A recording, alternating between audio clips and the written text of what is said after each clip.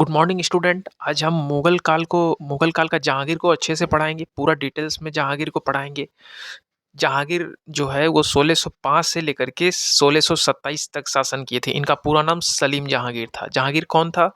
अकबर का बेटा था। यही जहांगीर था ना कि अकबर को बार बार कह रहा था कि आप राजा वाले पद से हटिए, आप 50 साल से शासन करते हुए आ रहे हैं, हम बूढ़ा हो चुके हैं। जहांगीर खुद बोल रहा था कि आप क्या बूढ़ा होइएगा, अब मेरा भी एज खत्म हो रहा है, आप 50 साल से शासन कर रहे हैं, हम खुद हो चुके हैं अच्छा खासा एज के।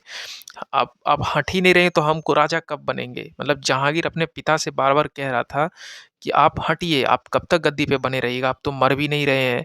आप एकदम मतलब जहांगीर ना अकबर से परेशान हो गया था कि भाई ये लगातार, आप समझो ना भाई, आप ही समझो, 1555 में हुमायूं भारत आया था, 56 में हुमायूं मर गया। ठीक। 56 से लेकर के 1605 तक लगातार अकबर ही शासन किया। बहुत ज्यादा समय होता है, बाप रे बाप, लगभग 50 साल, 49 साल है, लेकिन लगभग 50 साल समझ लो कि अकबर ने शासन करा।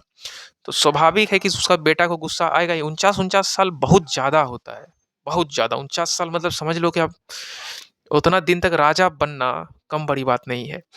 तो इतना एज तक ये राजा रहा अकबर, तो स्वाभाविक है कि जहांगीर को गुस्सा आएगा ही। और इस वजह से जो जहांगीर बहुत गुस्सा से घर में लड़ाई झगड़ा भी किया करता था, विद्रोह भी करता था अपने पिता के अगेंस्ट। इवन पिता के जो दोस्त थे अबू फजल, उसका भी जान ले लिया। सब कुछ हमने इससे पहले वाली वीडियो में ठीक से पढ़ लिया है और सब कुछ को जान के आगे बढ़ रहे हैं। कहानी में किसी भी तरह का स्टोरी में आपको प्रॉब्लम होता है तो आप हमसे कमेंट में पूछ सकते हैं। अब हम जो जहांगीर का नया कुछ स्टोरी है, हम उसको जानने का प्रयास करेंगे कि जहांगीर में क्या कुछ इंटरेस्टिंग है। अकबर का कौन था? जहांगीर पुत्र था। और अकबर के बाद मुगल वंश का शासक कौन बनता है? जहांगीर ही बन के आता है। आपने दो फेज देखा शासन करने का। पहला 1605 से लेकर के 1611 तक। ये जो जहांगीर का शासनकाल है ये दो फेज में है। पहला शासनकाल जहांगीर का है 1605 ईस्वी से लेकर के 1611 तक। एकदम स्वतंत्र रूप से इसने शासन करता है, एकदम स्वतंत्र रूप से। मतलब जहांगीर को शासन करने में कोई तंग वंग नहीं करता है।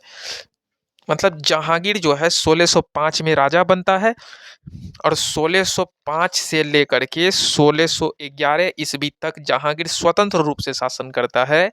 फिर 1611 से 1627 तक वह नूरजहां के प्रभाव में आ जाता है। अब आपके मन में सवाल उठता होगा कि भाई ये नूरजहां एक नया कैरेक्टर कैसे ये कहानी में घुस गया है ना, ये नूरजहां कौन थी? सब कुछ खोल खोल के बताएंगे, बस आप वेट करो, सब्र करना सीखो। नूरजहां कौन थी, एक एक चीज आपको खोल के बताएंगे। इससे पहले वाले वीडियो में हमने बताया था कि जो हुमायूं का शासनकाल था वो भी दो फेज में डिवाइड था। एक 1530 से लेकर के 1540 तक एक फेज, और दूसरा फेज हुमायूं में 1555 से लेकर के 1556 तक दूसरा फेज। ठीक उसी प्रकार बाबर अकबर के भी लाइफ में दो फेज आया। जब वो बैरम खान के साथ था 1556 से लेकर के 1560 तक, तो वो भी एक अलग फेज था। और दूसरा फेज 1560 से लेकर के 1564 तक, जो उसका एकदम महामानगा लोग थी या हरम दल का पूरा प्रभाव अकबर पे चलता था। तीसरा फेज अकबर स्वतंत्र रूप से शासन करना स्टार्ट किया। लेकिन अकबर फिर भी बहुत मिला जुला था, तो उसकी जो वाइफ थी जोधा, वो भी काफ़ी मतलब बहुत कुछ अकबर को कहती थी करने के लिए। तो अकबर जोधा जोधा का भी कई बात को सुन के उस विषय पे भी एक्शन लेता था। ठीक उसी प्रकार यही ये जो आपका जहांगीर है, इसका भी ऐसा ही है। इसके पिता 1605 में मर गए, चले गए। ठीक, 1605 से लेकर के 1611 तक ये भी बड़ा अच्छा शासन स्वतंत्र रूप से किया। इसमें कोई प्रभाव किसी का कुछ नहीं था। फिर 1611 से 1627 तक ना इसको एक लड़की से प्रेम हो गया जिसका नाम था नूरजहां। इसके बारे में पूरा डिटेल बताएंगे। ये नूरजहां अब जो कहती थी ना वही करता था। मतलब नूरजहां के प्रभाव में ये शासन करना स्टार्ट कर दिया। ठीक। और शासन के क्षेत्र में नूरजहां का प्रभाव मतलब काफी दिखता था, काफी दरबारी लोग को दिखने लगा था कि नूरजहां का प्रभाव पूरा शासन के क्षेत्र में, पूरा का पूरा प्रभाव नूरजहां का ही चल रहा है। दरबारी इवन दिखने लगा लोगों को। ठीक। सलीम जो थे वो जहांगीर के नाम से जाने जाते थे। सलीम जहांगीर इनका टोटल नाम था। सलीम को ही जहांगीर कहते हैं, इस चीज को एकदम कंफर्म रखिए माइंड में। सलीम जहांगीर नाम से जाना जाता था। और अकबर के जो अंतिम दिनों में विद्रोह वगैरह काफ़ी हो रहा था, काफ़ी विद्रोह हो रहा था। किसने कर रहा था? सब जहांगीर ही कर रहा था। कई विद्रोह, जहांगीर अपने घर में ही एकदम बड़े पापा को परेशान कर दिया था। मतलब ये जो जहांगीर था ना, वो अपने पिता से काफ़ी परेशान हो गया था कि वो मर ही नहीं रहे, हम राजा कब बने। कई विद्रोह को ये जहांगीर खुद मतलब कर रखा था घर में। बहुत अकबर भी परेशान हो गया अपने अंतिम दिनों। और अकबर जब 1605 ईस्वी में मर जाता है, तो मरने के बाद वो अपना सारा उत्तराधिकार किसको सौंप देता है? सलीम जहांगीर को सौंप देता है। काफी विद्रोह करता था अंतिम दिनों, जब अकबर का लास्ट 5-7 साल था ना, उसमें तो परेशान परेशान ये कर दिया था सलीम जहांगीर, परेशान परेशान कर दिया था, समझ लीजिए। और 1605 में मरता है तो सलीम जहांगीर ही राजा बनता है, और सलीम जहांगीर को ही अकबर सारा चीज सौंप के चला जाता है, मर जाता है। हालांकि अकबर के दो पुत्र थे, पहला दानियाल और दूसरा मुरीद। ये दानियाल और मुरीद, जिसकी मृत्यु जो है बाबर के मरने से पहले ही हो चुकी थी। मतलब बाबर जब जिंदा था तो उससे पहले ही दो पुत्र की मृत्यु बाबर खुद देख चुका था। पहला दानियाल की मृत्यु देख चुका था, और दूसरा जो बाबर का बेटा था मुरीद, उसका मृत्यु बाबर खुद देख रखा था अपने ही जीवन काल में। बाबर नहीं, अकबर देख रखा था। बाबर कैसे बोल दिए? कौन देख रखा था? अकबर देख रखा था। ठीक। और जहांगीर ही सिंगल वारिस बचा हुआ था, किसका? अकबर का। तो अकबर का मतलब सिंगल वारिस था, तो रहा भी तो बड़ा ऐश मौज से ही जहांगीर। सलीम जहांगीर का तो जीवन काल बड़ा अय्यासी जीवन निकला है, समझ लीजिए। मतलब क्या रहीसी में नहीं जिया है सलीम जहांगीर भाई साहब, एकदम रहीसी अय्यासी का जीवन में रहा है ये सलीम जहांगीर। और ये सिंगल वारिस रहा है किसका? अकबर का। और अकबर राजा जब बन अकबर अकबर के मरने के बाद सलीम जहांगीर ही क्या बनता है? राजा बनता है। और इसका ही चांसेस था, क्योंकि इसके जो दो भाई थे दानियाल और मुरीद क्या हो चुके थे? मर चुके थे। तो राजा कौन बनेगा? जहांगीर को ही बनना था, क्योंकि वह सिंगल वारिस बचा था। जहांगीर का जन्म 30 अगस्त 1569 ईस्वी में हुआ था। ठीक। 30 अगस्त 1569। 56 में तो खुद राजा ही बनता है, कौन? अकबर। और 56, 10, 66, लगभग 13 साल के बाद इसको एक होता है बेटा, जिसका नाम रखता है सलीम जहांगीर। बहुत मांगा चांगा बेटा था। सलीम चिश्ती के दरगाह से कई बार अकबर प्रार्थना किए थे, मांगे थे, तब जाकर के इनको जहांगीर जन्म हुआ था। जहांगीर बहुत मांगा चांगा बच्चा है अकबर का। ठीक। तो 1569 ईस्वी को क्या हुआ? इसका जन्म हुआ। यह निश्चिंत है कि जहांगीर का एज जो है वो मतलब 69 है, समझिए 1605, तो 70 लगभग जवान तो हो ही चुका था पूरा रूप से। कौन? जहांगीर। और राजा बनने के लायक भी हो गया था। अब भाई साहब 30+, 30+, 35+, आजकल तो लोग 25-25 में, 21-21 में आईएएस वाईएएस बन जाता है। और ये तो जहांगीर का फिर भी उस वक्त बहुत एज हो गया था, और उसके पिताश्री ही राजा के पद पे थे। और राजा बनने के लिए ना सलीम जहांगीर काफी उत्सुक था। उत्सुक का मतलब ईगरनेस, इंग्लिश वर्ड। उत्सुकता नहीं होता, बेचैनी, हमको राजा ही बनना है, अब भाई जल्दी हटे अकबर। और वह विद्रोही की तरह चाहता है कि अपने सत्ता को प्राप्त करने के लिए, मतलब विद्रोह विद्रोह करने लगा अपने पापा के साथ ही। घर में ही क्या करने लगा? ये विद्रोह ही करने लगा, ताकि हमको सत्ता मिल जाए। लेकिन फिर भी अकबर की मृत्यु के बाद ही उसे सत्ता मिल पाती है। उसके कितना भी विद्रोह किया, उससे कोई फर्क उसके पिता को नहीं पड़ा। अकबर जब खुद मर जाता है, तभी वह राजा बनता है। अकबर ने सलीम सूफी संत चिश्ती, क्या नाम है? सलीम सूफी संत चिश्ती के दरगाह पे जाके मन्नत मांगा कि उन्हें पुत्र हो, और सलीम चिश्ती के नाम पर ही वो अपने पुत्र का नाम सलीम रखा। सलीम चिश्ती के दरगाह पर जाके भीख जैसे नहीं मांगता भगवान से, उसे भीख की तरह मांगा था कि हमको एक भगवान पुत्र दे दीजिए। जोधा से ही ये सलीम जहांगीर था, एक पुत्र दे दीजिए। मतलब राजा लोग का इच्छा होता था कि उसको बेटा हो, बड़ा भगवान से मांगा था ये सलीम चिश्ती के दरगाह पे जाकर के। भाई बहुत बड़ी बात है, सलीम सूफी संत चिश्ती के दरगाह पे जाकर के ये मन्नत मांगा था कि हमें एक पुत्र हो जाए। तो इसको पुत्र हुआ भी, जिसका नाम क्या रखा, सलीम जहांगीर, है ना। सलीम चिश्ती के ही नाम पर अपने पुत्र का नाम रख दिया था। जब जहांगीर गद्दी पर बैठा तो उसी वक्त उसने एक उपाधि धारण कर लिया था, नूरुद्दीन मोहम्मद जहांगीर। क्या उपाधि था? नूरुद्दीन मोहम्मद जहांगीर बादशाह गाजी। कितना बड़ा उपाधि धारण किया था देखिए, नूरुद्दीन मोहम्मद जहांगीर बादशाह गाजी। जब गद्दी पे बैठा कौन, सलीम जहांगीर, तो गद्दी पर बैठने के साथ उसने एक उपाधि धारण किया जिसका पूरा नाम नूरुद्दीन मोहम्मद जहांगीर बादशाह गाजी। याद कर लीजिए, नूरुद्दीन मोहम्मद जहांगीर बादशाह गाजी, यही उपाधि धारण किया था कौन, सलीम जहांगीर। इसके पिता अकबर थे, माता कौन थी, हारका बाई या जोधा बाई कह लीजिए, क्योंकि इसकी माँ जोधा थी, राजपूत खानदान से लाया था उसको, जोधा को। कछवाहा के राज नहीं था, भारमल सब जो पढ़े थे, भगवान दास भारमल, मानसिंह, ये सब इसी के फैमिली के थे, जोधा की फैमिली के। तो जोधा से ही इनको ये पुत्र हुआ था कौन, सलीम जहांगीर। इसलिए बड़ा दुलार प्यार करता था सलीम जहांगीर को बच्चे से। जोधा से भी बहुत प्यार करता था अकबर, मतलब जोधा इसको काफी पसंद थी। तो इस वजह से उससे जो पुत्र हुआ तो स्वाभाविक है कि मतलब ऐसा होता था राजा के वक्त कि जिससे राजा जिस मतलब वाइफ से प्यार करता, अगर उससे वो पुत्र होता था तो उसको भी काफी प्यार लार दुलार से पालता था, काफी फैसिलिटी देता था, हर संभव फैसिलिटी देने का प्रयास ही अकबर किया, किसको, सलीम जहांगीर को।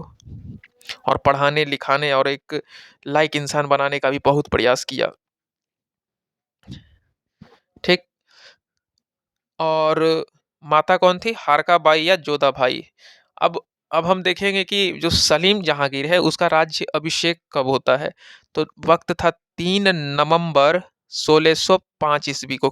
क्या होता है, राज्य अभिषेक होता है किसका, सलीम जहांगीर का राज्य अभिषेक। 3 नवंबर 1605 को राजा बनता है ये। और इसकी एक अनारकली से प्रेम की घटना है जो काफी लोकप्रिय है, क्योंकि शुरुआती जीवन अगर देखें सलीम जहांगीर का तो बड़ा रंगीन रहा है। इसको प्यार हो गया था किससे, अनारकली नाम की एक लड़की से। मतलब शुरू शुरू में इसके ही दरबार में नाचा गाया करती थी, अकबर के दरबार में ये अनारकली। उसी से ये क्या करने लगा, प्रेम कर बैठा कौन, सलीम जहांगीर। किससे, अनारकली से प्रेम कर बैठा। इसका कहानी पे तो कई नोबेल अभी तक छप चुके हैं, अनारकली की कहानी पे बहुत लोकप्रिय हो ये सब नोबेल। अनारकली और सलीम जहांगीर की कहानी आप यूट्यूब पे भी खोलोगे काफी आपको मिल जाएगा, क्या कहानी थी अनारकली और सलीम जहांगीर की। ये प्रेम की घटना काफी लोकप्रिय रहा। इन दिनों की प्रेम की मतलब जो प्रेम किया था ये सलीम जहांगीर किससे, अनारकली से, इसका विरोध के रूप में अकबर एकदम खड़े रहे। बोले मेरा बेटा ना भी उसको मतलब बहुत छोटा है एज में, और अभी से ही वो प्रेम वगैरह करने लगेगा तो कहीं ना कहीं वो भी नाचने वाली से प्रेम करेगा तो अकबर का प्रतिष्ठा भी धूमिल हो रहा था, मिट्टी में मिल रहा था। दूसरा, इतना छोटा बच्चा अगर प्रेम में फंस जाएगा तो अपने लक्ष्य का प्राप्ति कैसे करेगा। एक ठीक ठाक एज भी नहीं था उसका, प्रेम करने का एज तो एकदम नहीं था उसका, सलीम जहांगीर का।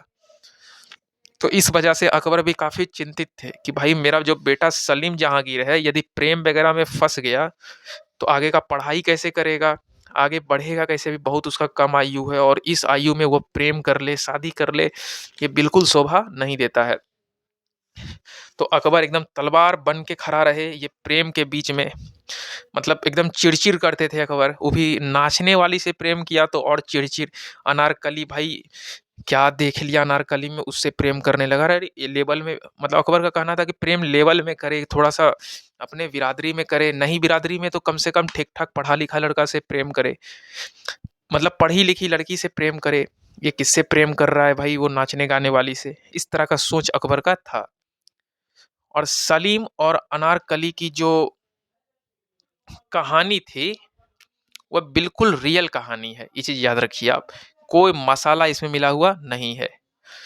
जहांगीर 12-13 साल का था और अनारकली एक नाचने वाली लड़की थी। समझिए कि 12-13 साल वाले लड़का के साथ वो लड़की भी प्रेम कर ली। आप खुद सोचिए ना कि 12-13 साल का लड़का को कुछ बुद्धि होता है और वो प्रेम कर रहा है भाई। पर्सनली हम लोग अपने बारे में बताते हैं कि ढंग से तो हमको दाढ़ी नहीं आता है 12 साल की उम्र में, 13 साल की उम्र में। और ये मतलब आजकल तो खैर टेक्नोलॉजी हाई हो गया है, तो बहुत लोग बहुत कुछ मोबाइल से सीख जाते हैं। उस वक़्त तो 12-13 साल का एकदम बच्चा होता है छोटा-सा, इवेन कुछ उसको जानकारी नहीं होती, क्या होता है प्रेम, क्या मतलब शादी-विवाह, इस सब के बारे में कुछ पता नहीं। और उस वक़्त जहांगीर ने प्रेम भी कर लिया, बाप रे! बहुत बड़ी बात है। वो भी किससे? अनारकली से, जो नाचने गाने वाली लड़की थी अकबर के दरबार में। और सलीम दिन भर क्या करता था? दिन भर ज़्यादातर समय जो सलीम जहांगीर था, वह अपना ज़्यादातर समय कहाँ बिताता था?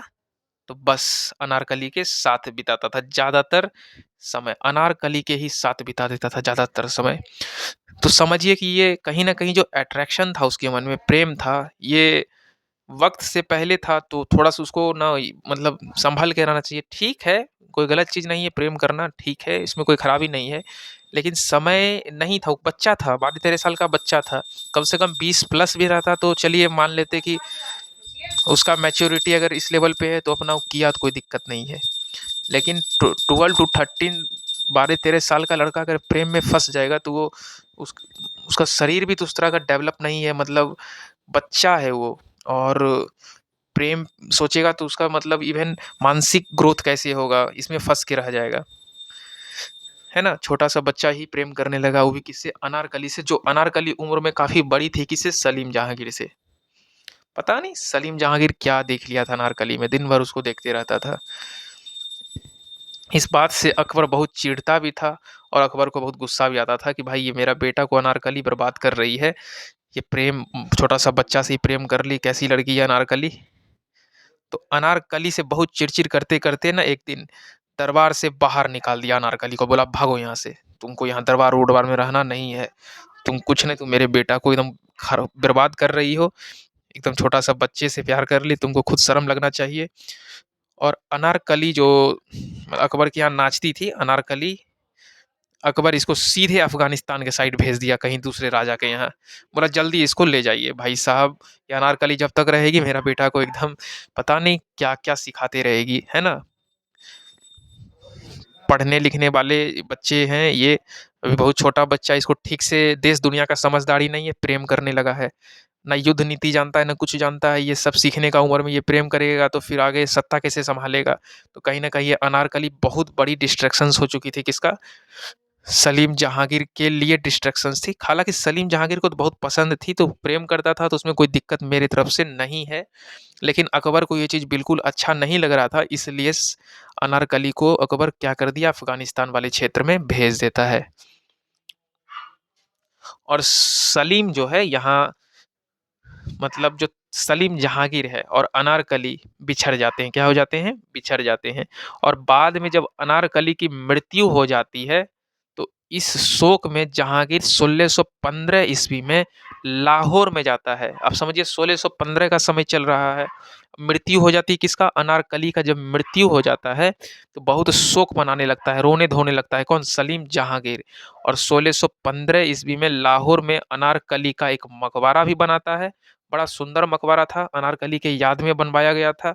और उस मकबरा पर जहांगीर ने लिखवाया कि अगर मुझे एक दिन भी अनारकली को देखने को मिल जाता, अब समझिए अभी भी आप लाहौर वाले क्षेत्र में जाओगे, ये पंजाब पाकिस्तान साइड में थी, अभी तो प्रेजेंट पाकिस्तान में ही लाहौर वाला, पंजाब पाकिस्तान वाले क्षेत्र में ही पड़ता था उस वक्त भी। तो वहीं पर एक मकबरा बनवाया है, कौन? जहांगीर। कब बनवाया है? 1615 में। क्यों बनवाया मकबरा? जब अनारकली की मृत्यु हो गई थी तो एक मकबरा बनवाया था सलीम जहांगीर। कब? 1615 ईस्वी में। और उस मकबरा जब बनवाया था तो उस मकबरा पे जहांगीर लिखवाया कि अगर मुझे एक दिन की भी, मतलब उस मकबरा पे लिखवाया कि अगर मुझे एक दिन भी अनारकली को देखने मिल जाता है तो मैं कयामत की रात तक अल्लाह का बहुत ज़्यादा शुक्रगुजार होता। बिछड़ने के बाद उसके पिता जो उसको अलग कर दिया अनारकली को, बिछड़ने के बाद कहा जाता है कि एक दिन इसको अनारकली से मिलने का मौका मिला ही नहीं, इसको पता ही नहीं चला कि अनारकली गई कहाँ है। इसीलिए जब अनारकली के मृत्यु का पता चलता है तो ये लिखवाता है वो जो आप मतलब मतलब समझिए कि जब अनारकली मर जाती है तो उसका जो मकबरा बनवाता है जहांगीर, तो उस पे ही लिखवाता, अगर मुझे एक दिन भी अनारकली को देखने का मौका मिल जाता तो मैं कयामत की रात तक अल्लाह का शुक्र गुजार रहता। है ना, कयामत मतलब मरने का दिन तक, जब तक जीवित था तब तक मैं अल्लाह को क्या करते रहता, थैंक यू करते रहता, शुक्रिया करते रहता, जब तक वह ये बात उस पे लिखवा देता है एकदम साफ साफ हिंदी भाषा में। और इस लिखावट से साफ पता चलता है कि जहांगीर अनारकली से कितना ज्यादा प्रेम करता था। सोचिए, वो 1615 ईस्वी में लिखाया, कब, जब वह एक्स मर गई तब। और ये बात को पता चला तो वो लाहौर में उसके नाम का एक बनवाता है मकबरा, और उसी पे लिखवा देता है कि मैं अल्लाह का पूरा जीवन भर शुक्रगुजार रहता यदि मुझे एक बार अनारकली का दर्शन हो जाता इस जीवन में, तो बिछड़ने के बाद। और फिर जहांगीर की कई विवाह भी हुई, आगे जहांगीर का विवाह पे विवाह होते चला गया। जहांगीर का कई विवाह हुआ, मतलब बोले ना थोड़ा सा ही रंगीन मिजाज का था, मतलब पता नहीं इसको बहुत सारी लड़की में इंटरेस्ट था, ऐसा होना तो नहीं चाहिए था, लेकिन पता नहीं ये लोग क्यों हजारों मतलब इतना इतना लड़की लोगों से शादी कर लेते थे, क्या इस सब चीज से मिलता है, आई डोंट नो, बट ये लोगों को अपना शौक था, मुगल लोग राजा का शौक था। अब उन लोगों को लगता था नहीं, अय्याशी यही लड़की के साथ ही हो सकता है, तो पता नहीं, हमको पर्सनली समझ नहीं आता है कि क्यों इन लोगों को ऐसा लगता था। मतलब एक लड़की से शादी कर लो तो बात बराबर है, पाँच छह से करने का क्या जरूरत है ना।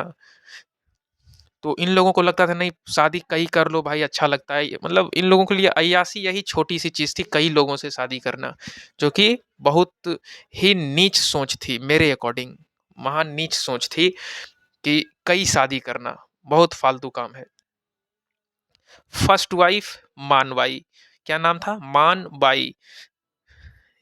मानबाई जो थी एक्चुअली ये जोधा की ही परिवार की थी, काफी सुंदर देखने में थी। किसके फैमिली की थी, जोधा की ही फैमिली की थी, और जोधा के ही परिवार की ये लड़की थी, बड़ा सुंदर थी देखने में मानबाई। अब कैसे बताएं रिश्ता आपको, अब चलिए थोड़ा सा खोल के बताते कौन थी जोधा की मानबाई। तो ये जोधा की जो थी ना, मतलब भाई, जोधा का जो भाई था, तो भाई की बेटी थी, जोधा का जो अपना भाई था उसकी कौन थी, बेटी थी। जोधा का भाई का नाम क्या था, भगवान दास, और भगवान दास की ही अपनी बेटी थी जिसका नाम क्या था, मानबाई। मानबाई से जहांगीर की एक पुत्र हुआ, जहांगीर को एक पुत्र हुआ जिसका नाम खुसरो रखा गया, क्योंकि वो पुत्र जब हुआ तो काफी खुश था, तो जहांगीर काफी खुश हुआ उस पुत्र से, क्योंकि उस जब मानबाई से शादी किया तो उससे एक पुत्र हुआ, बहुत खुश हुआ ये पुत्र को देख करके, तो उसका नाम खुसरो रखा। और विवाह के बाद मानबाई काफी दुखी रहने लगी थी।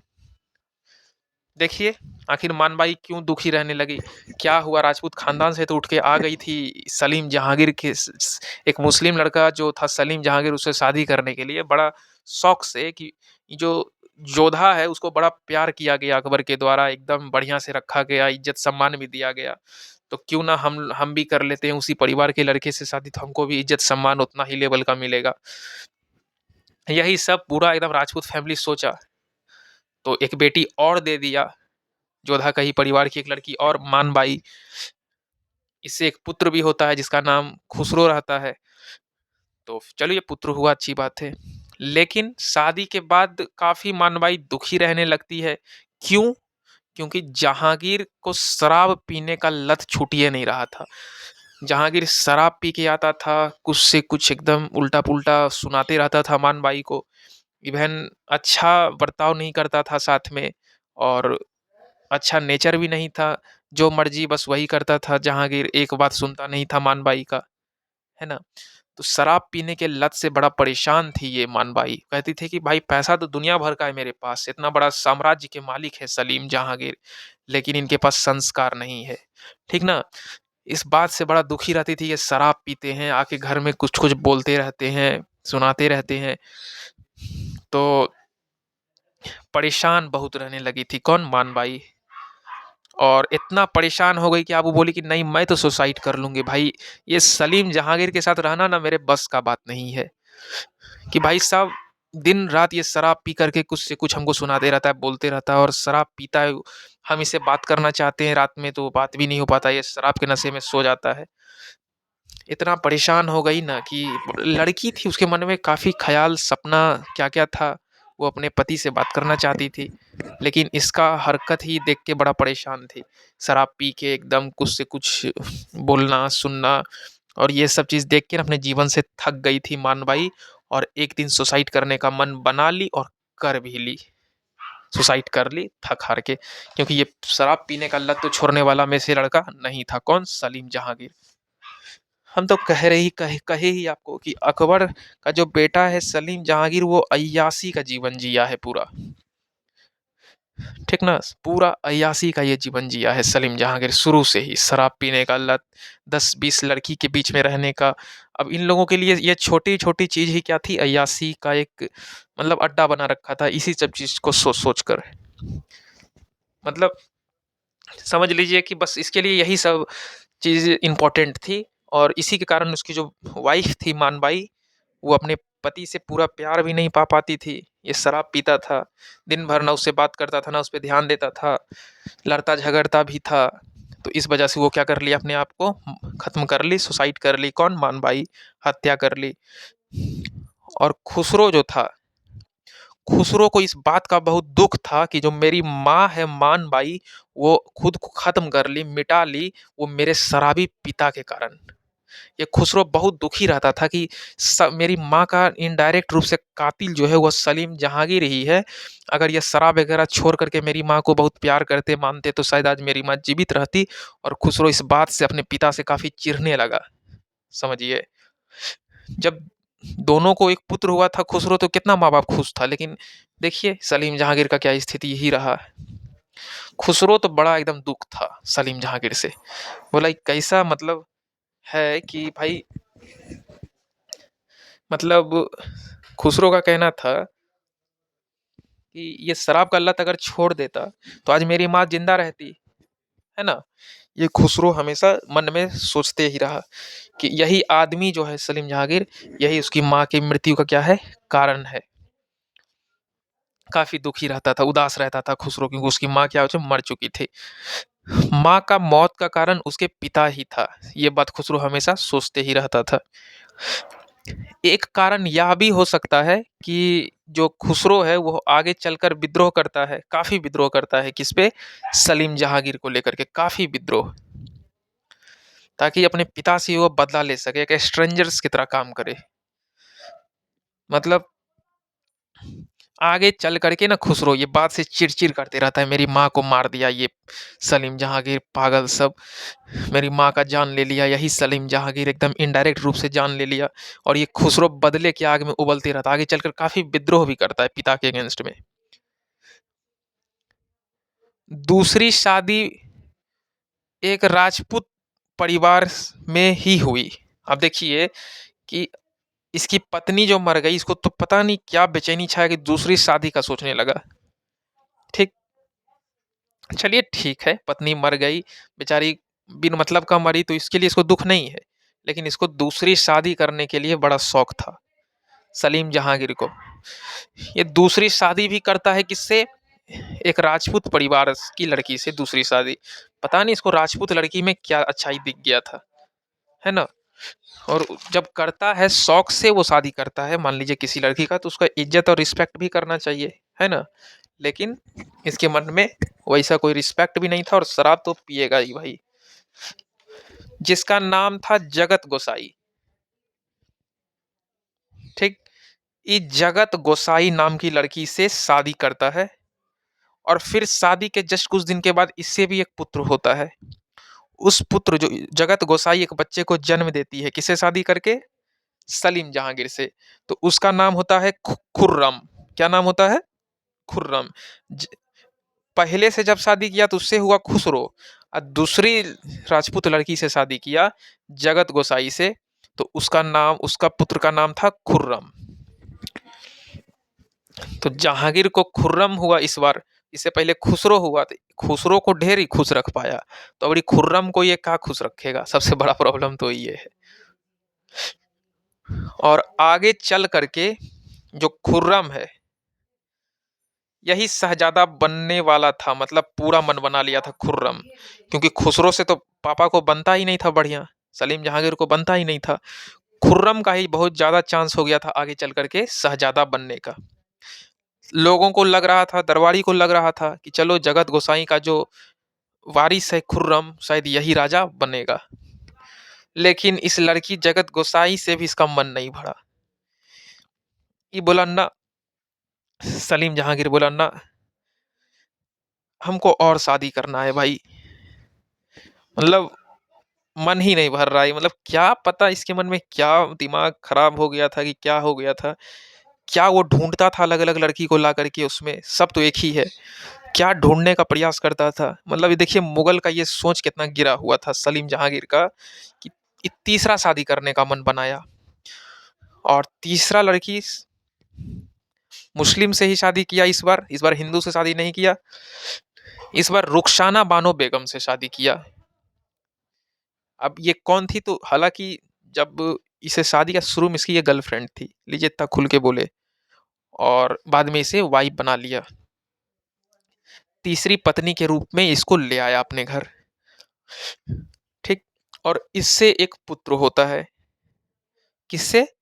रुखसाना बानो बेगम से भी इसको एक पुत्र होता है शादी के बाद। उसका नाम सहरयार है। क्या नाम था? सहरयार। तो चलिए इससे भी पुत्र होता है, तीसरा पुत्र। लेकिन बोला ना, ये गर्लफ्रेंड से भी शादी करके ये खुश नहीं था। अब देखिए क्या ढूंढ रहा है, बोले ना सलीम जहांगीर ये सब, क्या पता ये मुगल का ही वंश में नहीं, ये अय्यासी का अड्डा खोल रखा था पूरा का पूरा अपने दिमाग में, ऐसा कुछ हमको लगता है।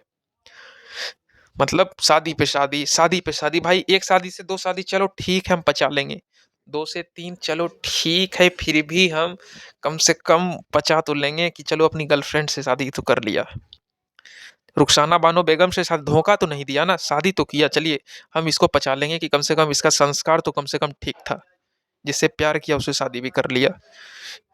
तीसरा के बाद जब वो चौथा, मतलब तीसरा से तो एक पुत्र हो ही गया सहरयार, चलिए बहुत अच्छा बात है। लेकिन फिर चौथा शादी करने का ये मन बना लिया, कौन? सलीम जहांगीर। अब चौथा पत्नी को लाता है, ये भी मुस्लिम से शादी किया, दो राजपूत से पहले शादी किया, एक मुस्लिम से किया, फिर एक शादी करने का मन बनाया। उसका नाम था सदमा बानो बेगम। क्या नाम था? सदमा बानो बेगम। उससे भी इसको एक पुत्र होता है, जिसे जिसे शादी किया सबसे एक पुत्र होते चला गया। और सदमा बानो बेगम से भी एक पुत्र होता है सलीम जहांगीर को, जिसका नाम था परवेज। क्या नाम था? परवेज।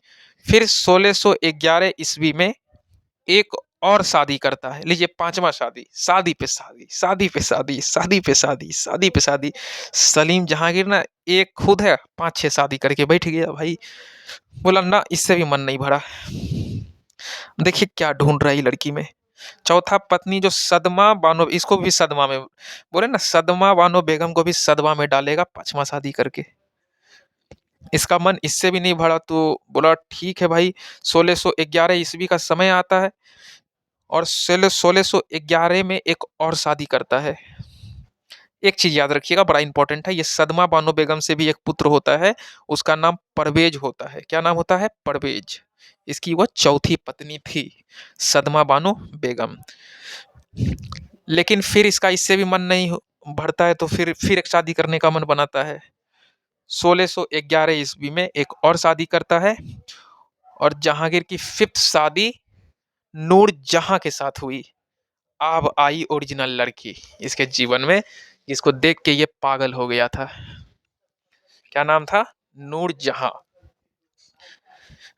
नूर जहां इसको बहुत सुंदर लगती थी भाई, पता नहीं नूर जहां का ये दीवाना हो चुका था, है ना। अब यहीं से मेन कैरेक्टर सलीम जहांगीर का स्टार्ट। नूर जहां से शादी होता है, और इसको पहले से ही एक बेटी थी नूर जहां को। अब समझिए कि ये शादीशुदा औरत से शादी कर लिया। नूर जहां का ऑलरेडी किसी से शादी हुआ था, और जब ये किसी पुरुष से शादी की थी तो उससे एक इसको बेटी भी हुई थी, जिसका नाम था लाडली बेगम। मतलब बेटी थी उसको, समझ लीजिए कि, और उस औरत से ही शादी कर रही है। ये नूर जहां लड़की थोड़े है, ये नूर जहां तो औरत हो गई ना। अब ये सलीम जहांगीर इतना गिर चुका था कि लड़की तो छोड़िए, ये औरत से शादी कर लिया। क्या ज़रूरत इसको पड़ गई थी ये सलीम जहांगीर को औरत से शादी करने की, हमको तो समझ नहीं आता है भाई, क्या इसको ज़रूरत पड़ी। और उसको एक बेटी भी थी, वो बेटी छोटी नहीं, थोड़े बड़ी बेटी थी, लाडली बेगम नाम से उसकी बेटी का नाम था, लाडली बेगम। और ये नूरजहां के जो पहले पति से शादी हुई थी, उसी से ये लाडली हुई थी पुत्री। ये लाडली जो है उसके मतलब नूरजहां के पहले पति से हुई थी ये लाडली, याद रखिएगा। जहांगीर जो है वह सत्ता प्राप्त करते हैं, चलिए बहुत अच्छा बात है। सत्ता प्राप्त तो 1605 में ही किए, और अपने आप या अपने आसपास के जितने भी लोग थे जिन्हें ये पसंद करते थे, उसे अच्छे अच्छे पद पे पहुंचा दिए। देखिए नेपोटिज्म, क्या बोलते हैं, नेपोटिज्म। जहांगीर को जो लोग बड़ा पसंद थे, जो जहांगीर का बड़ा हेल्प करते थे, जहांगीर को जो बड़ा अच्छा लगते थे, उसको सलीम जहांगीर क्या किए, अच्छे अच्छे पद पे पहुंचा दिए। जिसमें एक बड़ा नाम आपको पहले वाले वीडियो में भी बताए थे, बीर सिंह बुंदेला था। ये बीर सिंह बुंदेला अबू फजल का हत्या कर दिया था। बड़ा करीबी था किसका, सलीम जहांगीर का, ठीक ना। ये बीर सिंह बुंदेला, तो इसको भी बड़ा ऊंचा पद पे डाल ही दिया, वीर सिंह बुंदेला को। कौन, सलीम जहांगीर, ठीक।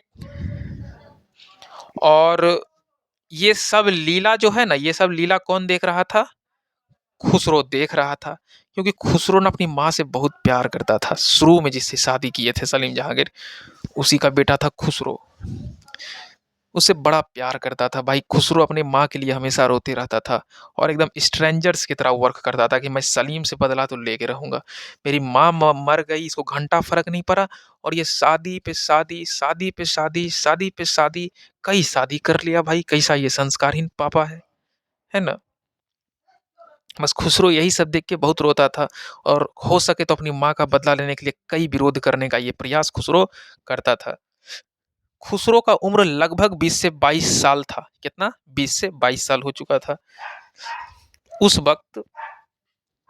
जो जब अकबर है ना, अकबर अकबर की मृत्यु होती है, तो खुसरो का जो उम्र था लगभग 20 से 22 साल था।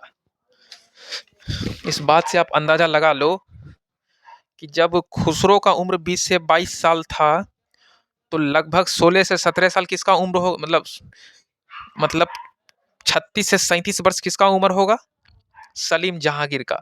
जब अकबर की मृत्यु हुई थी, 37-38 वर्ष का होगा, तभी ना उसको एक 20-22 साल का बेटा भी था। ये खुसरो मतलब वो शादी 15-16 में ही कर लिया था, उसको रहा ही नहीं गया, वो शादी कर लिया। तो उससे एक पुत्र होता है, तो वही 20-22 साल का हो गया। सलीम जहांगीर आखिर 15-16 में ही शादी कर लिया होगा, तब ना भाई उससे एक 20-22 साल का एक पुत्र हो गया अकबर के मरने तक। मतलब अकबर 1605 में मरे ना जी, तो उसमें सलीम जहांगीर कुछ 36 से 37 वर्ष के होंगे, ये तो पक्का है। 36 to 37 ईयर्स के होंगे वो खुद। और उसका जो बेटा है वो भी 20 से 22 साल का था जब अकबर मरे थे तब। तो पापा राजा तो बन गया, मतलब सलीम जहांगीर राजा तो बन गया, लेकिन उसका बेटा भी 20 से 22 साल का था। उसके मन में क्या लड्डू नहीं फूटेगा राजा बनने का। जब अकबर भाई 14 साल में, 13-14 साल में राजा बन सकता है, तो उसका बेटा पोता सब तो उस उम्र उस वो तो फिर भी 20-22 साल का था उसका पोता अकबर का, तो वो क्यों नहीं राजा बनना चाहेगा। तो जब अकबर की मृत्यु हुई, तभी खुसरो सोचता है कि मैं अभी 20-22 साल का हूं, और जहांगीर मेरे पिता जो हैं वो लगभग 20 साल भी तो जरूर शासन करेंगे। उसके मन में ये घूम रहा था कि चलिए अगर हम अपने पिता को ही राजा बनने के लिए छोड़ देते हैं, तो जो मेरे पिता हैं वो कम से कम 20 साल और शासन करेंगे। तो जब वो 20 साल और शासन करेंगे, तो मैं 40 से 44 साल का हो जाऊंगा। ये बात कौन सोच रहा था, खुसरो। इसके मन में लड्डू फूट रहा था कि भाई मेरे पिता अभी वो 36 साल के हैं, और वो लगभग हमको लगता है 20 से 25 साल और शासन करेंगे, और मैं अभी 20 से 22 साल का हूँ। तो हो सकता है मेरे पिता अगर 20-22 साल अगर शासन कर लिए, तब मेरा एज हो जाएगा 40 से 44 साल हो जाएगा। और हो सकता है कि मुझे गद्दी नहीं मिलेगी। हो सकता है कि मेरा बेटा या फिर मेरे भाई का बेटा लोग हमको बनने ही ना दे, वो खुद बन जाए। तो यही बात पे ये विद्रोह करता है, कब? 1606 ईस्वी में, जब अकबर का मृत्यु होता है उसके बाद ये खुर्रम का, खुसरो का विद्रोह स्टार्ट, कि आप राजा बनेंगे तो हम ही बनेंगे, देखते हैं हमको कौन रोक लेता है। कैसे सलीम जहांगीर राजा बनता है, थोड़ा बन के तो दिखा दे सलीम जहांगीर राजा। हम क्या कर देंगे सलीम जहांगीर, ये सोच भी नहीं सकता है। यही सब लड्डू किसके माथा में चल रहा था, फूट रहा था? खुसरो के दिमाग में। खुसरो खुद सोचता था कि हम 20 से 22 साल का हैं, हम क्यों नहीं राजा बने। मतलब इसके मन में चल रहा था कि हम नहीं तो कौन बे।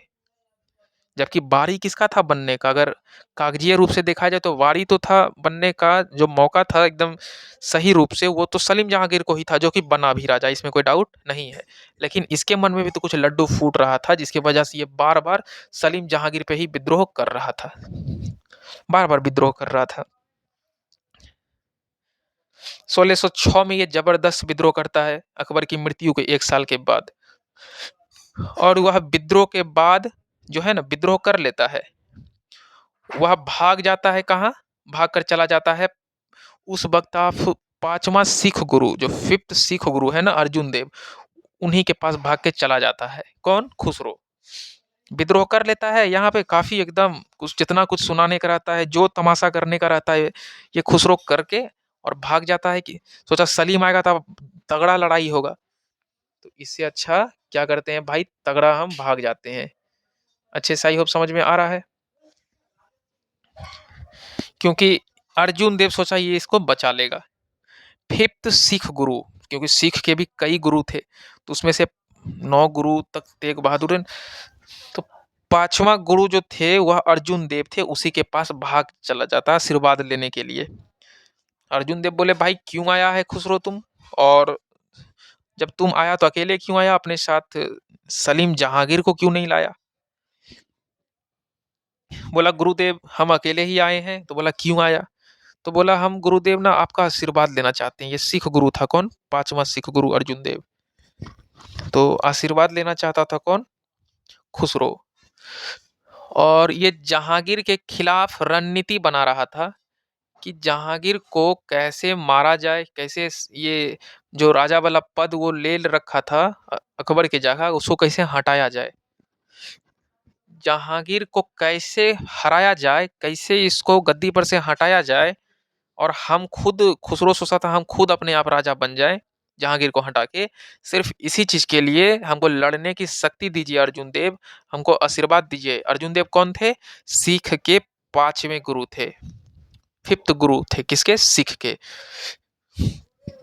और बोला हम रणनीति जो बना रहे हैं, हम जो प्लानिंग बना रहे हैं जहांगीर को मारने के लिए, गुरुदेव हमको इतना आशीर्वाद दीजिए कि हम सलीम जहांगीर जो मेरे पिता हैं उसको मारने में सफल हो जाएं।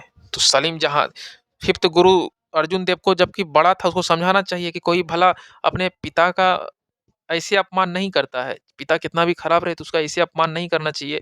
कम से कम अपने पिता को मारना नहीं चाहिए। मान ली उससे बात नहीं करते हो ठीक है, लेकिन पिता के विरुद्ध मतलब लड़ना ये काफी खराब बात है। ये समझाने के बदला अर्जुन देव भी दवा के आशीर्वाद दे दिया। बोला जाओ चेला, जब तुम मेरे पास आशीर्वाद मांगने के लिए आए हो तो तुम अपने इस अभियान में सफल रहो। यही तो गलती कौन कर दिया? अर्जुन देव। बोला जाओ हम तुमको दिल से आशीर्वाद देते हैं, तुम अपने अभियान में सफल रहो और जहांगीर के खिलाफ जो रणनीति बना रहे हो तुमको जीत मिले। और जहांगीर का सेना पीछा करते हुए जो है, पीछा करते करते युद्ध के मैदान में आता है, भैरावल के मैदान में। कौन सा जगह है? भैरावल एक जगह है, भैरावल के मैदान में। और इन दोनों का मुकाबला होता है, बाप और बेटा का मुकाबला जबरदस्त। जहांगीर की सेना और खुसरो की सेना, काफी तगड़ा लड़ाई होता है और खुसरो अच्छी तरह से हार जाता है। क्योंकि भाई जहांगीर राजा था, वो मुगल का, भाई उसे जितना मुश्किल है क्या, बहुत मुश्किल है। क्योंकि बाप बाप होता है और बेटा बेटा होता है, ये स्थिति वाला था। वो भी सलीम जहांगीर को दुनिया भर का शस्त्र का नीति, शास्त्र का नीति, एक अनुभवी राजा भी था वो, और शुरू से ही अपने पिता का लड़ाई उड़ाई देखते आया था। तो ये खुसरो तभी जन्म के खड़े हुआ था, ये कहाँ से जीतेगा। ये अच्छी तरीका से अपने पिता से क्या हुआ, हार गया। और खुसरो को लाकर नजरबंद मतलब जेल में बंद कर दिया, कौन, सलीम जहांगीर। बोला ऐसा पापी बेटा को आजाद रखना मेरे बस का बात नहीं है, ये बहुत पागल बेटा है, ये अपने पिता से ही लड़ लेता है। देखो कैसा इसका दिमाग, बुद्धि, इसका कचरा वाला दिमाग हो गया है कि हम जो धन कमा रहे हैं ये तुम लोग के लिए ही कमा रहे हैं, और तुम हम ही से लड़ रहे हो। हमको हरा के तुमको क्या हासिल होगा। कल की डेट में तुम जो उत्तराधिकार पाओगे वो भी लाइक तुम अपने आप को नहीं छोड़ रहे हो खुसरो। यही बात उसको सलीम जहांगीर बोला, और जेल वेल में क्या कर दिया, खुसरो को बंद कर दिया। बोला तुम खुश रहो, एकदम जेल में ही बंद रहो, खुश रहो। और फिफ्थ गुरु अर्जुन देव जो विद्रोही को आशीर्वाद दिए थे, यह बात जहांगीर को जब पता चलता है तो जहांगीर बोलता है उस वो जो सिख, पांचवा सिख गुरु जो था उसको इतना औकात कहाँ से था, वो आशीर्वाद दे दिया। मतलब मेरा बेटा को वो गलत मतलब संग मतलब क्या गुरु उसको लोग कहे, उसको तो गुरु लोग नहीं कहे, उसको तो पागल कहे। कि एक बेटा जब पिता से लड़ना चाह रहा है तो उसको समझाने के बदला और आशीर्वाद देता है। अर्जुन देव के ये जो आशीर्वाद देने वाला काम है ना, इस पे बहुत एकदम गरमा गई, कौन, सलीम जहांगीर। बोले बाप रे बाप, ये मेरा बेटा को एकदम खराब संस्कार दे रहा है ये अर्जुन देव, ये चाहता ही है कि घर घर में लड़ा दें फिर हम कुछ फायदा उठाएं। ये फिफ्थ गुरु से बहुत चिढ़िया गया, कौन, सलीम जहांगीर।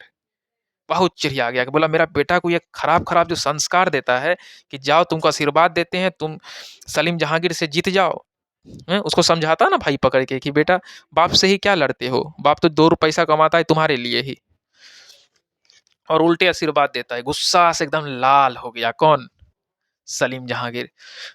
और गुस्से से जाता है अर्जुन, मतलब अर्जुन देव के दरबार जाता है, जो पांचवें सिख गुरु थे, सिख के गुरु, और बहुत भगवान की तरह उसको सिख पूजता है, ये चीज याद रखिएगा। सिख के गुरु ही सिख का भगवान थे उस वक्त, अभी भी पूजता है सिख में। गुरुद्वारा जाओगे ना सभी गुरु का पूजा किया जाता है। सिख के लिए गुरु ही सब कुछ थे, सिख धर्म के लिए, और गुरु का बहुत सम्मान था। तो अर्जुन देव के घर जाकर बोला सलीम जहांगीर, जब हम गया, पूरा गरियाया, पहले अर्जुन देव को रगड़ के पूरा गरियाया, गाली वाली रगड़ के दिया अर्जुन देव को, और कहा कि आशीर्वाद दिए, ये कैसा तुम काम किए हो अर्जुन देव, ये पहले बोलो। तो बोला देखो मेरे पास जो भी आता है हम उसको आशीर्वाद ही देते हैं, वो अपने मिशन में, वो अपने जो भी लक्ष्य बनाया अपने जीवन में वो सफल रहे, चाहे उसका लक्ष्य पॉजिटिव रहे या नेगेटिव रहे। क्या करोगे, तुम्हारा बेटा ही आ गया कुछ लक्ष्य लेकर के तो हम उसको आशीर्वाद देंगे ही, यही मेरा धर्म है, आशीर्वाद देना, उसको आगे बढ़ाना उस क्षेत्र में।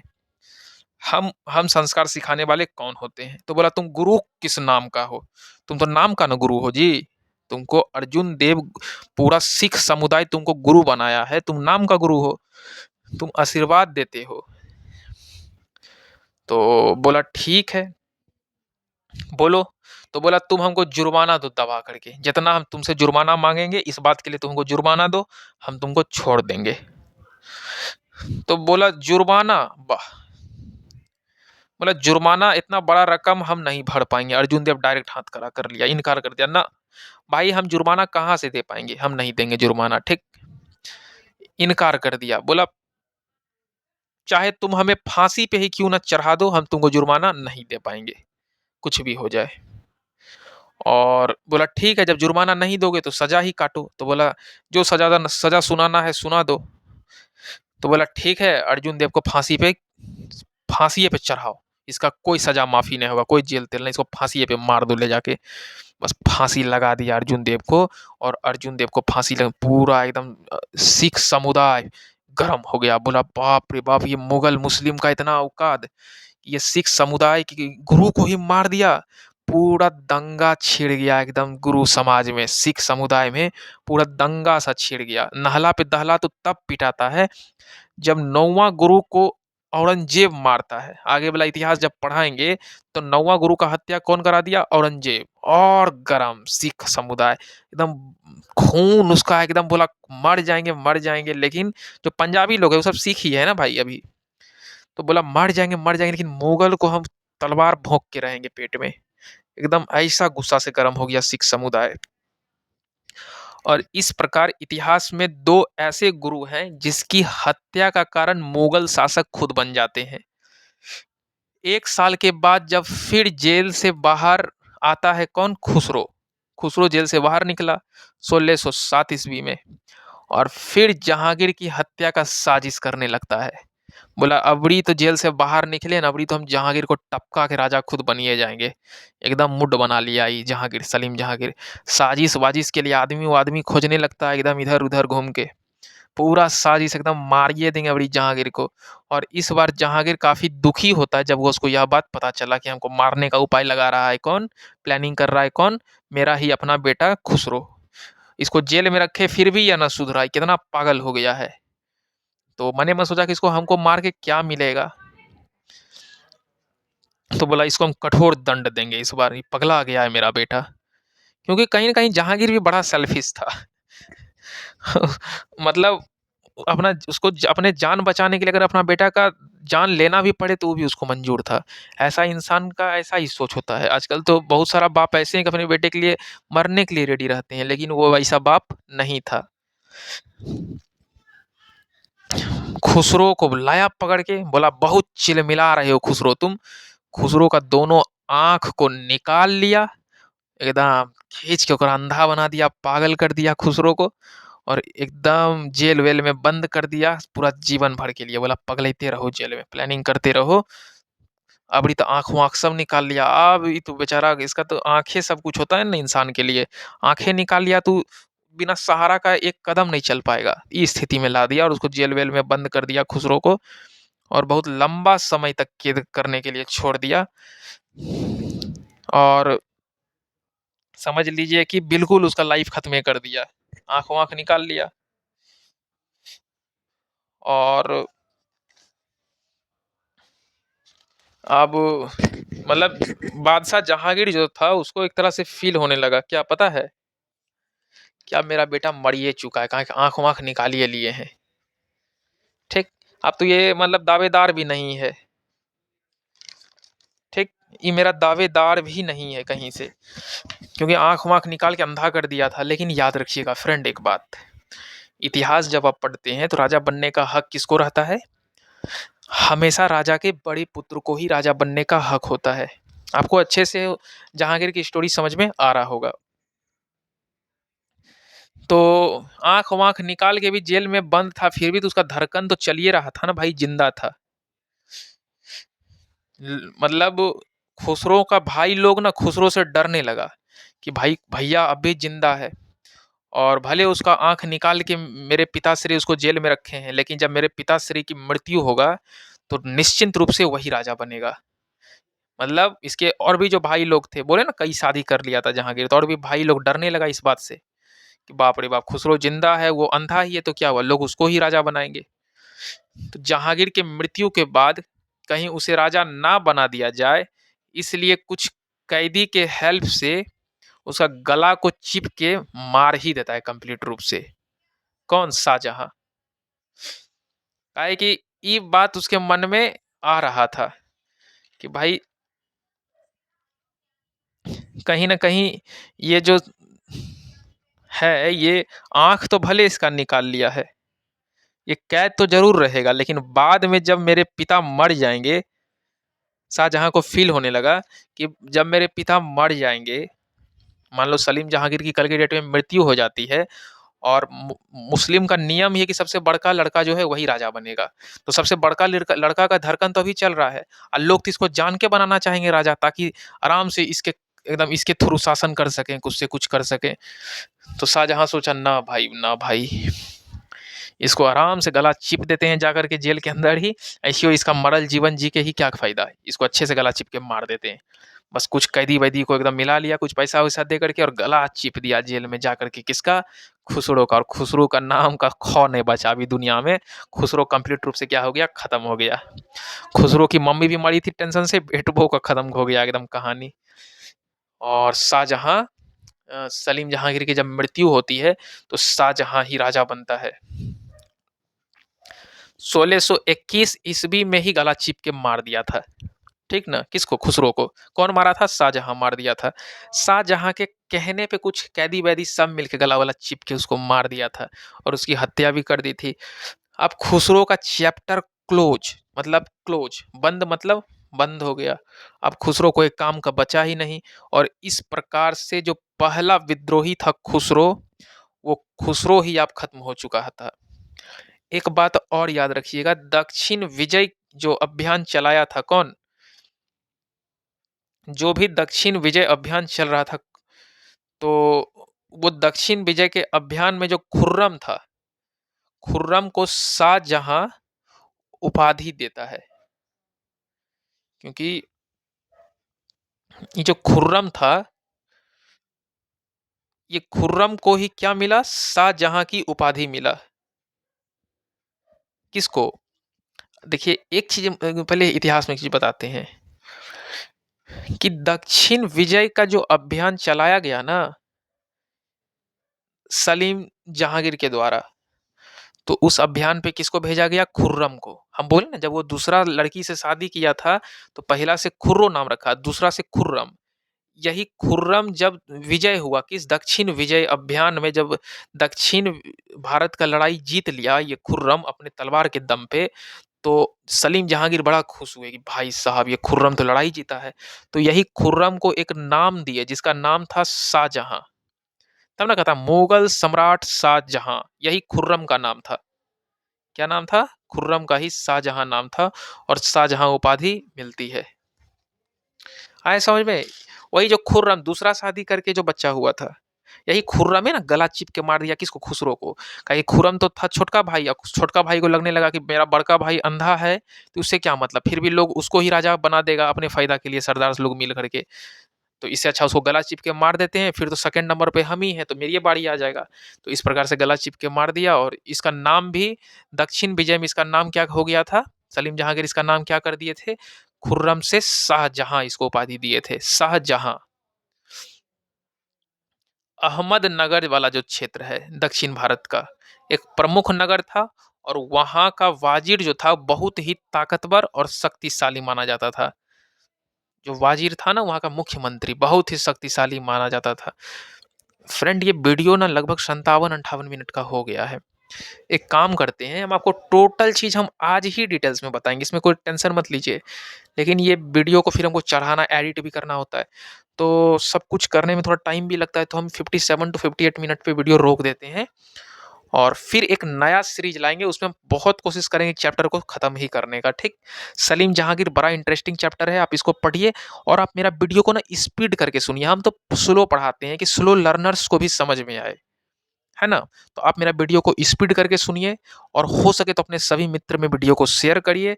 हर वह गरीब बच्चा को भी शेयर करिए जिनके पास पैसे की कमी है। हम नहीं चाहते हैं कि पैसे के वजह से किसी का एजुकेशन रुके, और डिटेल में सब कुछ वो समझे। सबको हक है ना शिक्षा का, तो सब कुछ को बारीकी से ही सिखाया जाएगा। आप मेरे वीडियो को शेयर करिए, सभी मित्र को पहुंचाइए, और सभी लोग एकदम अस्थिर से कहानी को समझें, कहानी को कहानी की तरह समझें, और एक बार जब हम कहानी पढ़ाएंगे तो आप उसको भूल नहीं पाओगे, ये मेरा प्रॉमिस है। चलिए, बहुत बहुत धन्यवाद आपको मेरा वीडियो देखने के लिए, और हो सके तो आप मेरे चैनल को सब्सक्राइब कर दीजिएगा।